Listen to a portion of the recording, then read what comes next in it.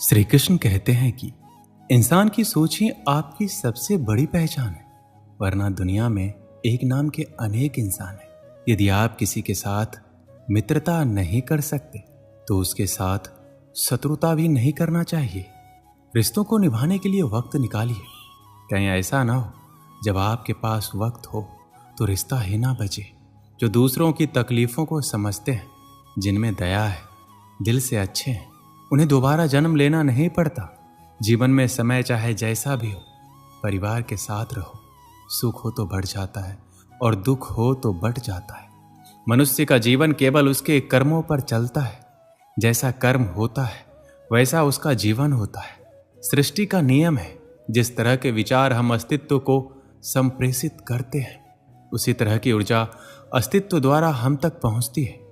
ध्यान रहे, विचारों का सकारात्मक होना अनिवार्य है, तभी राह सरल और सुगम होती चली जाएगी। कभी किसी और के लिए जीने का प्रयास मत करो। किसी और की दृष्टि में अच्छा बनने का चेष्टा मत करो। हम अकेले आए हैं, अकेले ही जाएंगे। हम जैसा कर्म करेंगे वैसा ही फल पाएंगे। जो बीत गया उसे भूल जाओ। जो कर रहे हो उस पर विश्वास रखो। जो होगा उसकी चिंता छोड़ दो। बस तुम्हें मात्र अपने कर्म करने हैं। पुरस्कृत करने का कार्य नियति का है। अच्छे कर्म अच्छे ही फल देते हैं। वह जो अपने परिवार से अत्यधिक जुड़ा हुआ है, उसे भय और चिंता का सामना करना पड़ता है, क्योंकि सभी दुखों की जड़ लगाव है। इसलिए खुश रहने के लिए लगाव छोड़ देना चाहिए। वह जो हमारे चिंतन में रहता है वह करीब है, भले ही वास्तविकता में वह बहुत ही दूर क्यों ना हो। लेकिन जो हमारे हृदय में नहीं है वह करीब होते हुए भी बहुत दूर होता है। वो जिसका ज्ञान बस किताबों तक सीमित है, जिसका धन दूसरे के कब्जे में है, वह जरूरत पड़ने पर ना अपना ज्ञान प्रयोग कर सकता है ना धन। जो लोग परमात्मा तक पहुंचना चाहते हैं उन्हें वाणी, मन, इंद्रियों की पवित्रता और एक दयालु हृदय की आवश्यकता होती है। लोगों को अपने सपने मत बताओ, बस उन्हें पूरा करके दिखाओ, क्योंकि लोग सुनना कम और देखना अधिक पसंद करते हैं। कामयाब व्यक्ति की सिर्फ चमक लोगों को दिखाई देती है। उसने कितने अंधेरे देखे ये कोई नहीं जानता। यदि सपने सच नहीं हो रहे तो रास्ते बदल लो। सिद्धांत नहीं, क्योंकि पेड़ हमेशा पत्तियां बदलते हैं, जड़ें नहीं।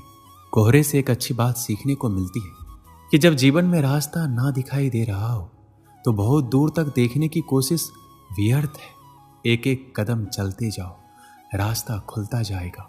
दीपक का जीवन इसलिए वंदनीय नहीं है क्योंकि वह जलता है, अपितु इसलिए है क्योंकि वह दूसरों के लिए जलता है, दूसरों से नहीं जलता है।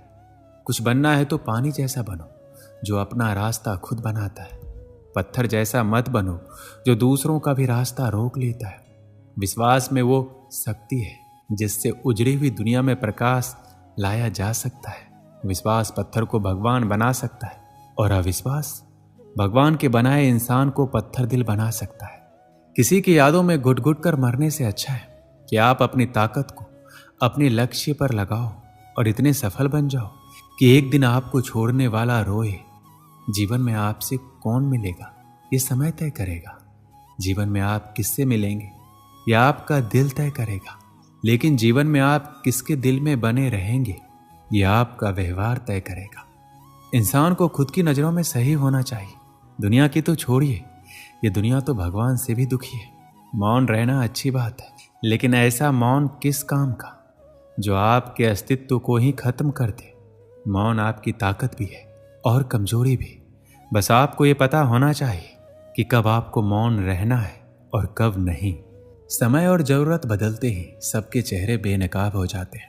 मैंने एक बुजुर्ग से पूछा, आज के समय में सच्ची इज्जत किसकी होती है? बुजुर्ग ने जवाब दिया, इज्जत किसी इंसान की नहीं होती, जरूरत की होती है। जरूरत खत्म तो इज्जत खत्म।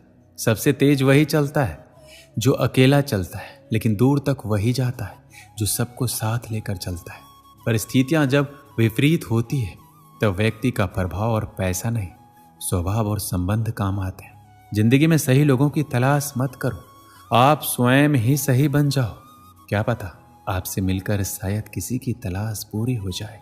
जिंदगी में ये जरूरी नहीं कि हर किसी के साथ रिश्ता हो, लेकिन ये जरूरी है कि जिनके साथ रिश्ते हो वो रिश्ते संभले रहे, वो रिश्ते अच्छे रहे। जैसे सूरज की किरण आते ही अंधेरा अपने आप दूर हो जाता है, वैसे ही ज्ञान की रोशनी होते ही जिंदगी की अज्ञानता के अंधेरे मिट जाते हैं। जिस तरह पैसे कमाना मुश्किल है, उसी तरह रिश्ते कमाना भी मुश्किल है। अगर दोनों को कमा लिया है तो उसे संभाले रखना और भी मुश्किल है। जिंदगी में सच के साथ हमेशा चलते रहिए। यकीन मानिए, वक्त आपके साथ अपने आप चलने लगेगा। आज के समय में अपनी कमजोरियां किसी को पता नहीं चलने देना, क्योंकि लोग कमजोर दीवार को लात मारकर तोड़ने में भी मजा लेते हैं। जिंदगी में सफल बनने के लिए रास्तों के थपेरों से नहीं डरना है, रास्तों की धूल को भी गुलाल समझकर रास्ते में से गुजरना चाहिए। सच्चाई की राह पर चलते हुए भले ही अकेले पड़ जाएं, लेकिन इतना जरूर याद रखना कि सच्चाई की राह पर चलने वालों के साथ भगवान हमेशा होते हैं। जिंदगी में आपने कितनी कमाई की है, यह आपकी दौलत से नहीं, आपकी अंतिम यात्रा में आए भीड़ से पता चलती है। जो चाहो वो मिल जाए, ये इत्तेफाक हो सकता है, लेकिन जो मिले उसे चाहने का नाम ही संतोष है। और जो लोग झूठ और बाहरी दुनिया के दिखावे में रहना चाहते हैं, उनके लिए सच को हजम करना बहुत कठिन होता है। बात चाहे कितनी भी कड़वी हो, लेकिन हमेशा सच कहो, साफ कहो और मुंह पर कहो। जो तुम्हारा होगा वह बात को समझेगा, जो तुम्हें छोड़ देगा वह तुम्हारा था ही नहीं। आंखों से हमें देखने की शक्ति मिलती है, लेकिन लोगों को देखकर परखने के लिए एक लंबे तजुर्बे की जरूरत होती है। कहते हैं दुआ कभी खाली नहीं जाती और बदुआ कभी पीछा नहीं छोड़ती। इसलिए आप जो बोएंगे वही लौट कर आपको मिलेगा। सच बोलने वालों की बातें तीखी और कड़वी जरूर होती है, लेकिन उन लोगों से कभी डरना नहीं चाहिए। एक अच्छा व्यक्ति हमेशा अपने शब्दों और कर्मों से ही जाना जाता है, अन्यथा अच्छी बातें तो पोस्टरों पर भी लिखी होती है। मुसीबत में अगर किसी से मदद मांगो तो सोच समझकर मांगना, क्योंकि मुसीबत थोड़ी देर के लिए होती है और एहसान जिंदगी भर का। जिंदगी के मजे लेना सीखो, वरना वक्त तो तुम्हारे मजे लेता ही रहेगा। दुनिया की सबसे अच्छी किताब हम स्वयं हैं। खुद को समझा लीजिए, सब समस्याओं का समाधान हो जाएगा। अपनी जिंदगी में हमेशा ऐसे लोगों को पसंद करो जिनका दिल चेहरे से ज्यादा खूबसूरत हो। किसी के आने या जाने से जिंदगी नहीं रुकती, बस जीने का अंदाज जरूर बदल जाता है। खुद को इतना कमजोर मत बनाओ कि तुमको किसी के एहसान की जरूरत पड़े। श्री कृष्ण कहते हैं, अंतकाल में जो मनुष्य मेरा स्मरण करते हुए देह त्याग करता है वो मेरी शरण में आता है। इसलिए मनुष्य को चाहिए कि अंतकाल में मेरा चिंतन करे। एक समय की बात है, एक गांव में एक मूर्तिकार रहा करता था। वह काफी खूबसूरत मूर्तियां बनाता था। इस काम में वह अच्छा कमा भी लेता था। उसे एक बेटा हुआ। उस बच्चे ने बचपन से ही अपने पिता के पास मूर्तियां बनानी शुरू कर दी। धीरे धीरे उसने मूर्तियां बनाना सीख लिया। अब वह बहुत अच्छी मूर्तियां बनाया करता था और पिता अपने बेटे की कामयाबी पर बहुत खुश था और गर्व महसूस करता था। लेकिन जब वह मूर्तियां बनाता तो हर बार बेटे की मूर्तियों में कोई ना कोई कमी निकाल दिया करता था। वह कहता था, बहुत अच्छा किया है बेटा, लेकिन अगली बार इस कमी को दूर करने की कोशिश करना। बेटा कोई भी शिकायत नहीं करता। वो अपने पिता की सलाह पर अमल करते हुए अपने मूर्तियों को और बेहतर करता जाता। इस लगातार सुधार से बेटे की मूर्तियां अपने पिता से भी अच्छी बनने लगी और ऐसा समय भी आ गया, लोग बेटे की मूर्तियों का बहुत ही अच्छा पैसा देने लगे, जबकि उसके पिता की मूर्तियां पहली वाली कीमत पर ही बिकती रही। पिता अभी भी बेटे की मूर्तियों में कमियां निकाल देता था, लेकिन बेटे को अब यह अच्छा नहीं लगता कि कोई उसकी मूर्तियों पर कमियां निकाले। वो बिना मन के कमियों को स्वीकार करता था, लेकिन फिर भी अपनी मूर्तियों में सुधार कर ही देता था। एक दिन ऐसा भी आया जब बेटे के धैर्य ने जवाब दे दिया। पिता इस बार जब कमियां निकाल रहा था तो बेटा बोला, आप तो ऐसा कहते हैं जैसे आप बहुत ही बड़े मूर्तिकार हो। अगर आपको इतनी समझ होती तो आपकी मूर्तियां इतनी कम दाम में नहीं बिकती। मुझे नहीं लगता कि अब आपके सलाह की मुझे जरूरत है। मेरी मूर्तियां बिल्कुल ठीक है। पिता ने जब बेटे की यह बात सुनी तो उसने अपने बेटे को सलाह देना और उसकी मूर्तियों में कमियां निकालना बंद कर दिया।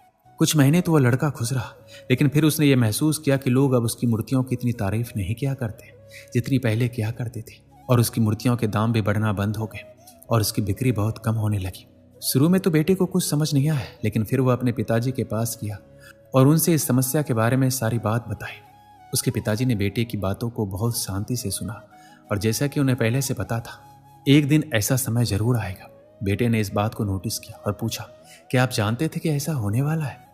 पिता ने हाँ में उत्तर दिया और बोला, आज से कई साल पहले मैं भी इसी हालात से टकराया था। बेटे ने सवाल किया, तो फिर आपने मुझे समझाया क्यों नहीं? पिताजी ने जवाब दिया, क्योंकि तुम समझना नहीं चाहते थे। मैं जानता हूं कि तुम्हारी जितनी अच्छी मूर्तियां मैं नहीं बनाता हूं। यह भी हो सकती है कि मूर्तियों के बारे में मेरी सलाह गलत हो, ऐसा नहीं है कि मेरी सलाह की वजह से कभी तुम्हारी मूर्तियां बेहतर बनी हो, लेकिन जब मैं तुम्हारी मूर्तियों में कमियां दिखाता था तब तुम अपनी बनाई मूर्तियों में संतुष्ट नहीं होते थे और खुद को बेहतर बनाने की कोशिश करते थे, और वही बेहतर बनाने की कोशिश ही तुम्हारी कामयाबी होने का एक बड़ा कारण था। लेकिन जिस दिन तुम अपने काम से संतुष्ट हो गए और तुमने ये मान लिया कि अब इसमें और बेहतर होने की कोई गुंजाइश ही नहीं है, तब तुम्हारी कामयाबी रुक गई। लोग हमेशा तुमसे बेहतर की उम्मीद रखते हैं और यही कारण है कि अब तुम्हारी मूर्तियों के लिए तुम्हारी तारीफ नहीं होती और ना ही उनके लिए तुम्हें ज़्यादा पैसे मिलते। बेटा थोड़ी देर चुप रहा, फिर उसने सवाल किया, तो अब मुझे क्या करना चाहिए? पिता ने एक वाक्य में जवाब दिया, असंतुष्ट होना सीख लो। मान लो कि तुम में हमेशा बेहतर होने की गुंजाइश बाकी है। यही एक बात तुम्हें हमेशा आगे बढ़ने के लिए प्रेरित करती रहेगी, तुम्हें हमेशा बेहतर बनाती रहेगी। इस कहानी से हमें क्या सीख मिलती है? इस संसार में कोई भी इंसान किसी भी काम में 100% उत्तम नहीं है। हर इंसान में कुछ ना कुछ कमी जरूर है। हमें इस कमी को अपने अंदर तलाश करनी चाहिए और इससे बेहतर बनाने की कोशिश करनी चाहिए, और इस कमी को तलाश करने के लिए असंतुष्ट होना सीखना होगा, तभी जाकर हम अपने जीवन में आगे बढ़ सकते हैं। श्री कृष्ण कहते हैं कि पके हुए फल की 3 पहचान होती है। पहला, वह नरम होता है, दूसरा, वह मीठा होता है, और तीसरा, उसका रंग बदल जाता है। इसी तरह अच्छे और परिपक्व व्यक्ति की भी 3 पहचान होती है। पहली, उसमें नरमता होती है, दूसरी, उसकी वाणी में मिठास होती है, और तीसरा, उसके चेहरे पे आत्मविश्वास का रंग होता है। घमंड में मत रहिए, अर्श से फर्श तक आने में वक्त नहीं लगता। नसीब में कुछ रिश्ते अधूरे ही लिखे होते हैं, मगर उनकी यादें बहुत खूबसूरत होती है। जो तुम्हें अनदेखा करे तुम उसे पहचानने से इनकार कर दो। जिक्र से नहीं, फिक्र से पता चलता है कि इस दुनिया में अपना कौन है। अकेले कमाते हो और पूरा घर खाता है तो घमंड मत करना, ऊपर वाले को धन्यवाद कहना कि इस काम के लिए भगवान ने आपको चुना है। इंसान का व्यक्तित्व तभी उभर कर आता है जब वो अपनों से ठोकर खाता है। कड़वा है पर यही सच है।